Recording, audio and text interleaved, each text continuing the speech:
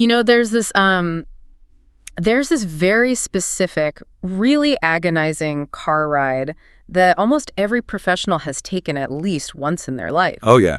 And honestly, if you're listening to this right now, I'm willing to bet you know exactly the car ride I'm talking about. You definitely do. It's that drive home right after a job interview. But, not just any job interview. It's the drive home after the interview where you felt completely, absolutely unstoppable. Right. Like the adrenaline is just still pumping. Exactly. You're sitting there replaying the conversation in your head, analyzing all the little micro expressions of the hiring manager. Yeah, the radio's probably off because you're just, I don't know, sitting in the silence of your own triumph. Just basking in it. Yeah. You're gripping the steering wheel thinking, I had them laughing. We connected. I answered every technical question perfectly. That project manager job is mine. It's mine. You start mentally arranging your new desk. You start plotting out the exact conversation where you tell your current boss you're leaving. Oh, man. And then the silence stretches. Yep. Days go by. Then a week. It's the worst. And then you get the email, the generic automated, we have decided to move forward with other candidates, email. Or worse, you just get completely ghosted. Ghosted, yeah. After what felt like literally the greatest performance of your career. And it's devastating. It really is. But so here's the paradigm shift that fundamentally changes how we need to view this whole scenario.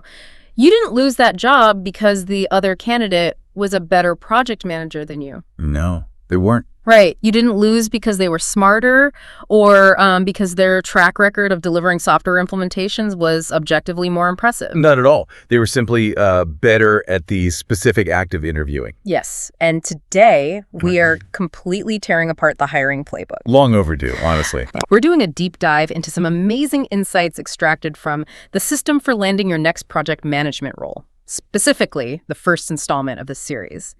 And our mission today is to figure out exactly why highly capable, incredibly smart project managers routinely bomb these interviews. And more importantly, how to treat interviewing as a completely separate, entirely learnable skill.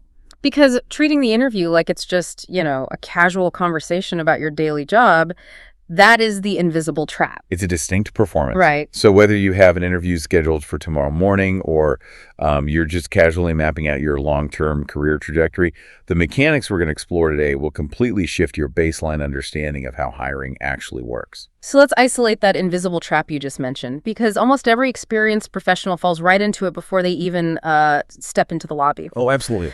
The source material outlines this fatal underlying assumption that sounds so logical you don't even realize it's sabotaging you. Right. The assumption basically goes like this. I'm good at my job. Therefore, I should be able to talk about my job. Makes sense, right? It makes perfect logical sense on the surface. I mean, if you spent the last 10 years managing complex, multi-million-dollar software rollouts or navigating massive infrastructure projects, you live and breathe project management. Yeah, it's what you do. Naturally, you assume that sitting in a room and talking about it for 50 minutes should be effortless. But wait, if I do something for 50 or 60 hours a week, I am the ultimate subject matter expert on my own career. Right. So if someone asks me what I do, why wouldn't I just be able to perfectly explain it? Well, because you're the expert of doing the job. Okay. But the context of explaining the job, especially under pressure, is entirely different. And this introduces the concept of atrophied interview muscles. Atrophied muscles? Yeah. Think about your daily life as a project manager. You're managing stakeholders, mitigating risks, you're adjusting timelines, putting out literal and metaphorical fires. Right, all day long. You practice those specific project execution skills every single day. But how often do you practice the skill of communicating your total professional value in a highly condensed, high-pressure window to complete strangers who are scrutinizing your every syllable? Practically never. I mean, maybe once every 3 to 5 years when I'm looking for a new role. Exactly. So by the time you sit down in that interview chair, your project management muscles are incredibly strong, but your interview muscles are completely atrophied. Wow. They've just withered away from lack of use. That makes me think of like an athletic comparison. Okay, let's hear it. Imagine you're an elite marathon runner. You run 20 plus miles a day. Your cardiovascular endurance is just off the charts. Right. You're an exceptional runner. That's your daily project management job. Yeah. But then you were suddenly dropped onto an Olympic track and told you need to win a 100-meter sprint against people who have been training exclusively for the sprint. And you can't just say, well, they're both running, so I should be fine. No. The mechanics are entirely different. The pacing is different. The starting blocks, the explosive, fast-twitch muscle energy required, it's a completely different sport. Yeah. If you try to run a 100-meter sprint using marathon pacing techniques, you're going to lose badly. And it's not because you're a bad runner. It's because you didn't train for the sprint. Exactly. Which leads to this fascinating psychological phenomenon during the post-interview postmortem. The kitchen table breakdown. Right. When candidates inevitably fail because they relied on this marathon runner assumption, how do they process that failure? Oh, I know this one. They sit at their kitchen table after the rejection email comes in, and because they don't recognize interviewing as a separate skill, they almost never blame their lack of performance ability. They blame external factors. Always. The interviewer was unfair. Oh, they probably already had an internal candidate lined up. The questions were just really weird. It's a defense mechanism to protect the ego. I mean, it is incredibly rare for a candidate to look in the mirror and say, you know what? I'm a fantastic project manager, but my communicative sprint mechanics were terrible today. Right. And if we extrapolate this across the entire corporate world, we're looking at a massive hiring pool of highly qualified professionals who are systematically misjudging their own failures. They're completely caught in Luke. If you think the problem was an unfair interviewer, you aren't going to change your prep strategy. You just carry those same atrophied muscles into the next room, hoping for a different result. And that leads right into the second failure type. Because when candidates finally realize that winging it, relying on daily experience isn't enough, they usually overcorrect. They fall into an equally dangerous trap. Yes. They try to prepare, but because they don't understand the architecture of an interview, their preparation is fundamentally flawed. Right. If you don't know how to train for the sprint, you end up doing the wrong exercises. So the source material outlines 2 guaranteed ways candidates fail. The first is what we just talked about. The candidate who completely wings it, relying entirely on their resume and their charm. Never works out. But the second failure type is much more insidious. It's the candidate who engages in fake preparation. Yes. Fake preparation is incredibly common, particularly the Glassdoor method. We have all been there. Oh, absolutely. It's 9:00 p.m. the night before the big interview. Panic sets in. You go online, open up Glassdoor or Reddit, and search for top project management interview questions at Company X. Yep. And you find a list of 50 random questions previous candidates were supposedly asked. And the frantic cramming begins. The candidate tries to memorize answers to as many of those 50 questions as possible. Oh, making flashcards, writing out little scripts. Right. They rehearse them in the mirror. They walk into the interview the next morning clutching this mental list, just praying the interviewer asks question number 4 or question number 12. But wait, isn't having 50 memorized answers from Glassdoor better than walking in completely blind? You would think so, right? Yeah, like at least I've got some ammunition in the chamber. If I hit even 2 or 3 of those questions, I'm ahead of the game, right? It seems like a logical safety net, but it actually triggers a phenomenon called the inconsistency penalty. The inconsistency penalty. Yes. And this penalty completely shatters the idea that memorizing random answers is helpful. In fact, memorizing answers actively works against you. Wait, how can being prepared for a specific question hurt you? Because of the stark contrast it creates in the room. You imagine the interview begins. The interviewer happens to ask a question that was on your memorized list. Oh, jackpot. You're thrilled. You deliver this fluent, structured, confident, highly polished answer. I'm sounding like a Fortune 500 CEO. Exactly. You sound like a CEO. Yeah. The interviewer is nodding along, incredibly impressed. Okay, so far so good. I'm winning the room. But an interview is dynamic. It's not a static test. Very quickly, the interviewer is going to ask an unexpected question. Uh-oh. A follow-up, a curveball, Mm. a highly specific hypothetical that was definitively not on that list of 50 questions. And I don't have a script for it. The script drops. The Fortune 500 CEO vanishes. Suddenly, you begin mumbling. You use filler words. Well, you see, in that specific instance. You start talking in circles. You can contradict yourself because you're trying to build a framework from scratch while under intense adrenaline. Yeah. That sophisticated structure you displayed 3 minutes ago completely evaporates. Because I haven't actually learned how to answer questions. I only learned how to recite specific paragraphs. Exactly. So when I have to generate an original thought, the drop in quality is just catastrophic. It is palpable in the room. The energy shifts. The interviewers lean back. Their eyes narrow. The illusion is broken. But surely a reasonable interviewer just thinks, oh, they just didn't prep for that specific technical question. No big deal. They nailed the first one. Right. If we examine the psychology of the interviewer, that is absolutely not what happens. Really? When an interviewer hears this drastic drop in quality, they do not give you the benefit of the doubt. They do not assume the polished version is the real you. They think, this stumbling, panicked, unstructured person, this is the real version of the candidate. Ouch. The first answer was just a rehearsed parlor trick. This messy version is the person I'm going to have to work with every single day when things get stressful. So they anchor to your lowest performance. Always. They always judge you based on your lowest baseline, not your rehearsed peaks. Wow. The contrast makes your lack of true competence infinitely more obvious than if you had just been consistently average the whole time. That is brutal. The inconsistency penalty destroys trust. And without trust, you do not get the offer. So to truly understand how devastating that penalty is, we have to talk about a story that the source material uses. It really highlights the final face-to-face rounds. Oh, this story is a heartbreaker. Because we need to look at what happens to the people who get caught in this trap at the absolute highest levels of the applicant funnel. It is a brutal reality check. Let's look at a candidate applying for a top-tier role at a major multinational firm. Let's say 2,500 people apply for this specific project management position. Okay, 2,500 resumes sitting in some automated tracking system. Exactly. Most are filtered out immediately by the software. A few hundred get a quick phone screen. Maybe 20 are given a technical assessment. Right.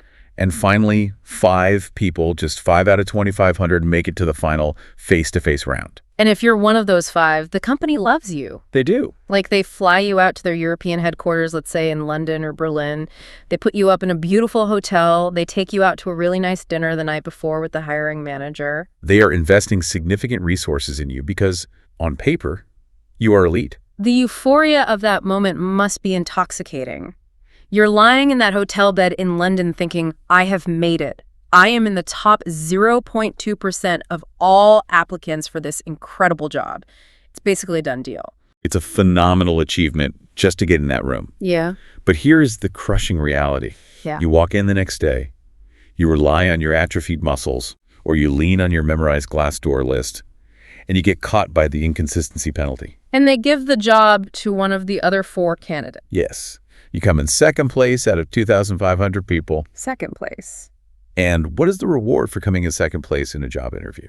Absolutely nothing. $0. Exactly. $0. Being in the top 0.2% and not getting the offer yields the exact same financial result as the person who was rejected by a robot on day 1. Oh, that stings. It's a total, absolute loss. There is no silver medal that pays your mortgage. And to reiterate the central premise from earlier, the lone winner out of those final 5 was likely not the best project manager. They were simply the one who knew how to avoid the inconsistency penalty. Exactly. Since we're talking about mortgages and $0, we really need to quantify exactly what those failures cost. We do. It is so easy to treat an interview like just another routine HR hurdle. You put on a nice shirt, you smile, you hope for the best. Right. But when you break down the brutal math of what is actually happening in that room, the financial stakes are staggering. Let's use the exact numbers provided in the source material to strip away all the emotion. Let's say you're interviewing for a role that carries a base salary of $100,000 a year. Very standard PM salary. In a typical 50-minute interview, you might be asked 10 substantive questions. Great. If you secure the job based on your performance in answering those 10 questions, you have unlocked $100,000. Therefore, mathematically, the exact financial value of a single interview answer is $10,000 in year 1 alone. Wait, let me process that. If each answer is worth $10,000 and I'm in a 50-minute interview, Yep, do the math. I am essentially earning $2,000 a minute. Yes. $2,000 every 60 seconds I am speaking. That is the literal rate of return on your performance. It is unequivocally the highest stakes, highest paid hour of your entire professional life. Nothing else comes close. There's nothing else you will do in your career that has a higher hourly rate of return. And yet, people spend more time picking out their interview outfit or, deciding which train to take to the office than they do systematically preparing the syllables that are going to leave their mouth. It is a massive misallocation of preparation resources. And the math gets even more severe when you look at the compounding effects. Oh, right, because you don't just work there for one year. Exactly. That $10,000 per answer is just year one. If you stay in that new role for 5 years, each of those 10 answers was actually worth $50,000. 50 grand for a 2-minute response about how I handle conflict resolution. Yes, and this calculation doesn't even account for the invisible compounding value of landing that specific job. What do you mean? We're talking about title progression. We're talking about the new industry exposure you gain, the new professional network you build, and crucially, the subsequent even higher paying jobs that this new role unlocks for you 3 years down the line. The trajectory of your entire life hinges on how you perform in those 50 minutes. Okay, the stakes are terrifyingly high. Very high. Winging it is a disaster. Memorization is a trap. If I'm flying to London for this interview, how do I actually guarantee I don't walk away with $0? Right. This brings us to the core framework and the source material. How do we build a system that doesn't rely on rote memorization? We're going to be diving deep into this across our series of deep dives, but we need to lay out the foundation right now. This is where we map the battlefield. Yeah. And the first thing we must clarify is what a system actually means. When people hear the word system, they get nervous. Yeah, it sounds rigid. Right, they think it means being robotic or rigidly scripted, like an actor reading lines. Which triggers the inconsistency penalty. Exactly. A true system is about recognition. It's built on the realization that the interview process is not infinite. When you're anxious, it feels like the interviewer could ask you literally anything in the world. It really does. But they can't. The system is built on the fact that every single question you will ever be asked falls into one of only 5 categories. The source material calls these domains. Okay, let's lay out the map. What are the 5 domains? The 5 domains are, number 1, questions about you. Number 2, questions about your motivation. Number 3, questions about your actual work. Number 4, questions about your leadership. And number 5, your questions to the interviewer. That's it. That is the entire finite universe of the interview. I'm going to push back on this because it sounds way too simple. Only 5. Only 5. Let's say I'm interviewing for a deeply technical IT project manager role. What if the interviewer throws a highly specific, highly technical curveball? Give me an example. Okay, like let's say they ask, tell me about a time an unexpected API rate limit caused a cascading failure during an ERP migration over a holiday weekend and how you manage the vendor SLA penalties. A classic nightmare scenario. Right. And just to ground everyone listening, when I say a failing ERP migration due to API rate limits, we are basically talking about a massive company-wide software overhaul that suddenly gets overwhelmed with too much data traffic, crashes the whole network, and triggers financial penalties with third-party vendors. A total mess. How does a hyper-specific, chaotic nightmare scenario like that fit into just 5 simple boxes? That is a fantastic challenge, and it gets to the absolute genius of the 5-domain system. The system teaches you how to identify disguised questions. Disguised questions. Yes. That incredibly complex curveball you just threw about API rate limits and vendor SLAs, Yeah? that is not actually a question about API rate limits. No. No. The interviewer does not truly care about the technical minutiae of data traffic from your past job. They are using that technical scenario as a disguise. Oh. What they're actually asking is, how do you handle sudden catastrophic crises? Yeah. And how do you hold third-party vendors accountable when things go wrong? Oh. So it's a behavioral question wrapped in a technical trench coat? Exactly. So that terrifying curveball isn't some new mysterious category. It is simply a question belonging to Domain 4. Leadership, specifically crisis management, combined with Domain 3. Actual work, specifically vendor management. Wow. Once you strip away the technical jargon, it slots perfectly into the framework. That is incredibly liberating because if I know it's just a leadership question, I don't have to panic about remembering the exact code error from 3 years ago. I just rely on my framework for how I discuss crisis management. Consider how calming this realization is for a candidate's nervous system. I feel calmer just hearing it. Right. When you prepare the wrong way, you treat the interview as an infinite chaotic threat. Your brain is constantly scanning for a million different It's variables. exhausting. But when you reduce the infinite chaos to just 5 manageable boxes, you change your entire physiological response to pressure. You are no longer bracing for impact from any direction. You know the boundaries of the room. It is exactly like classical culinary training. Oh, I like where this is going. Think about a master chef. If you ask a master chef to memorize every single possible recipe in the world, millions of recipes, they'd fail. It's impossible. Totally impossible. But they don't do that. In classical French cooking, a chef just needs to master the 5 mother sauces: bechamel, veloute, espagnole, sauce tomate, and hollandaise. That is a brilliant analogy. Right. If you deeply understand the chemistry and the structure of those 5 mother sauces, you don't need to memorize individual recipes. You can walk into any kitchen, look at whatever random ingredients are thrown your way, whether it's a weird curveball vegetable or a strange cut of meat, and you can adapt. Yes. You use the foundational sauces to build a perfect dish on the fly. By categorizing the universe of interview questions into 5 domains, candidates are essentially developing their mother sauces. Precisely. We're going to dive deep into each of these domains throughout this series of deep dives, but let's look at the mechanism of how this actually works in practice right now. Okay, let's do it. How do you pivot a disguise question into a domain? Let's take domain 2, motivation. A candidate might be asked, why do you want to leave your current company? Ooh, a trap question. Big trap.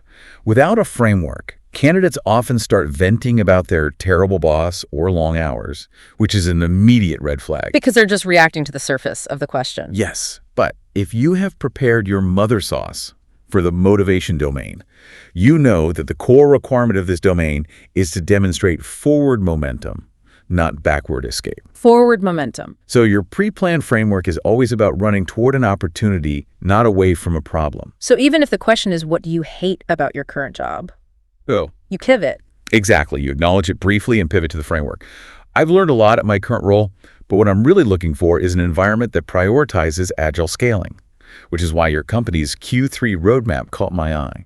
You took a negative trap and funneled it directly into your motivation framework. It is adaptable, dynamic, and it completely eliminates the inconsistency penalty because your underlying structure never breaks. So if the domains give us the map and the mother sauces, where do candidates usually take their first wrong turn? I'd imagine it's right at the beginning of the interview. It almost always is. The opening bell of the interview is where most candidates immediately forfeit control. We are talking about the dreaded, tell me about yourself. It sounds so innocent. It sounds like a warm-up, an icebreaker before the real interview begins. Why do candidates stumble here so consistently? Because they take the question at face value. They hear, tell me about yourself, and they think the interviewer is genuinely asking for a chronological biography. So they essentially read their own chronological Wikipedia page out loud. Yep. Like, well, I was born in Ohio. I went to school for business. Just to ground you on my certifications, I got my PMP Project Management Professional Certification 5 years ago. My first job was as a junior coordinator, and then I moved to Chicago. Exactly. And while they are delivering that 5-minute chronological monologue, the interviewer is completely tuning out. Just glazing over. Because that is not what they asked. The hitter question beneath the surface is this. Tell me about yourself as a project manager, briefly, in a way that is relevant to the specific problem I am trying to solve by hiring you. In a way that is relevant to the specific problem I'm trying to solve by hiring you, that completely changes the objective of the answer. It really does. It's not a biography, it's a targeted movie trailer. I like that. A movie trailer. Think about a trailer for a high-stakes action film. It doesn't show you the hero eating breakfast, doing laundry, and driving to work. No one wants to see that. Right. It only shows you the specific explosive scenes, the car chases, the dramatic dialogue that prove this movie is going to deliver exactly the thrill you are looking for. Yes. Your answer to tell me about yourself should only show the explosive scenes of your career that prove you can solve the hiring manager's immediate pain points. And this highlights the strategic leverage of this single moment. The source material emphasizes that your answer to this opening question is arguably the most important moment of the entire interview. More important than the heavy technical questions that come later. In many ways, yes. Because an interview is not a random, disconnected sequence of events. Human beings are conversational by nature. Right. The answer you provide to that opening question directly dictates the interviewer's follow-up questions. If you mention something interesting in your opening answer, the interviewer's next logical step is to say, oh, that's interesting. Tell me more about that. Which means By answering strategically, I am literally shaping the direction of the next 50 minutes. The source calls this interviewing from the inside. You are not just sitting there passively reacting to the interviewer. You are actively feeding them the prompts you want them to ask you about. That is brilliant. If you seed your opening answer with specific, impressive milestones that you have already mapped to your domains, they will naturally ask about them next. You become the co-director of the interview. Let's contrast the two approaches to make this mechanism perfectly clear. Sure. The surface-level candidate gives the Wikipedia answer. I'm from Ohio, went to business school, got my PMP, and I've been managing software projects since then. What is the interviewer supposed to ask next? There's no hook. There is no intrigue. The interviewer will just look down at their clipboard and pull a random, potentially difficult question off their generic list. You have surrendered control. But the strategically engineered candidate, the one who understands the U-domain and the movie trailer concept, says something like, I am a senior project manager specializing in rescuing distressed enterprise software implementations. In fact, over the last 3 years, I've developed a specific risk mitigation framework that recently helped turn around a failing $5 million migration, bringing it in 2 weeks under the revised deadline. And I'm really excited to bring that specific turnaround expertise to the challenges your team is facing with your current roadmap. Perfect. Listen to the psychological hooks planted in that answer. Rescuing distressed implementations. Risk mitigation framework. $5 million turnaround. It's loaded. What is the interviewer going to ask next? It is almost a psychological guarantee that they will lean forward and say, wow, tell me about that $5 million turnaround. How did you do it? And boom, now I'm talking about my greatest hit. I am in total control of the conversation. I served them exactly what I wanted to hit. You dictated the battlefield. You didn't wait for a curveball. That is the power of decoding the hidden question within the 5-domain system. Okay, this is incredibly empowering. We've diagnosed the failure of atrophied muscles. We've calculated the multi-$1,000 stakes. We've explored how the mother sauces of the 5 domains prevent the inconsistency penalty. Right. But how does someone actually build these frameworks before tomorrow morning's interview? This is where the source material moves from theory into pure, actionable strategy. It highlights a complete, written PDF guide designed specifically to bridge the gap between understanding the concept and actually executing it under pressure. And what I appreciate about this format is that it's explicitly designed for the reality of how people prepare. Exactly. If you tell someone to pass this interview, you need to read this 300-page hardcover textbook on organizational behavior, that is useless advice for someone interviewing at 10:00 a.m. tomorrow. It's completely useless. The guide is designed to be read in under an hour. It is a concise blueprint you can digest on the train ride into the city or review in the coffee shop across the street from the corporate headquarters. Instead of just praising the existence of the guide, let's pull back the curtain on the actual mechanics it teaches. What is a specific exercise someone can do right now to start building their domains? One of the core exercises the guide suggests is a domain mapping audit for your resume. A domain mapping audit. Yes. Before you even look at a list of practice questions, you take your last 3 major projects.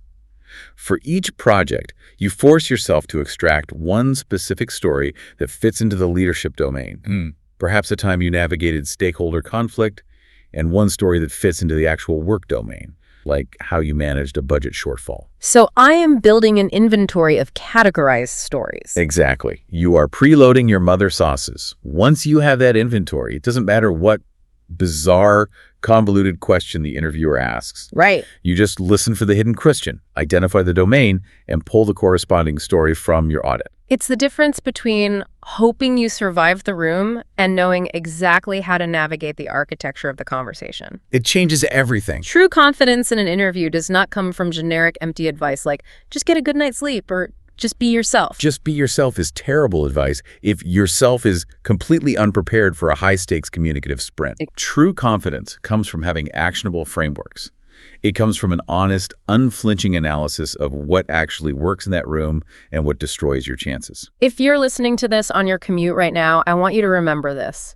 Treating the interview as a distinct, learnable performance. Understanding the domains, building your story inventory, treating it like a sprint you have to train for.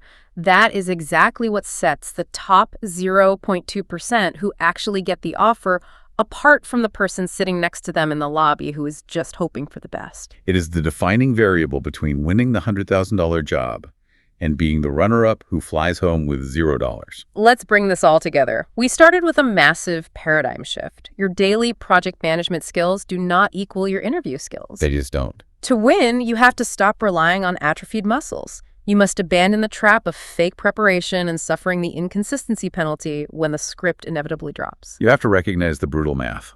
Every answer is worth thousands of dollars. The stakes are immense. And the only way to meet those stakes is to master the 5-domain system, learn your mother's sauces, and decode the hidden questions so you can literally steer the interview from the inside. It changes everything. But before we sign off, I want to leave you with a final provocative thought. Oh, I love this one. Something to mull over that builds on everything we just discussed about how the hiring process actually functions. If we accept the premise that interviewing is a completely separate skill from actually doing the job, what does that say about the leadership at your current company? It's a fascinating angle to consider. Think about it. Look at the people at the top of your organization right now, the directors, the VPs, the senior managers. We naturally assume they are in those positions because they are the most competent, brilliant managers in the building. We assume that, yes. But if the corporate hiring process overwhelmingly rewards the best interviewers, not necessarily the best managers, are the people at the top actually the best at the job? Or were they simply the best interview performers in the room? It reframes the entire corporate hierarchy.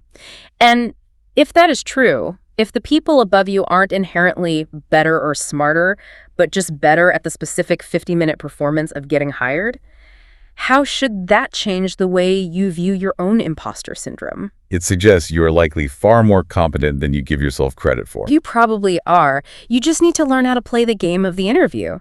And you can find the link to the complete written PDF guide in the description to start building your system today. It's worth every minute. And be sure to subscribe to the channel because we're going to be breaking down the rest of this system across this entire series of deep dives. Thank you for joining us for this deep dive. Thanks for listening. Next time you find yourself in that agonizing car ride home after an interview, I hope it's not because you were ghosted. I hope it's because you're trying to figure out how to spend the massive salary bump you just negotiated. We'll catch you on the next deep dive.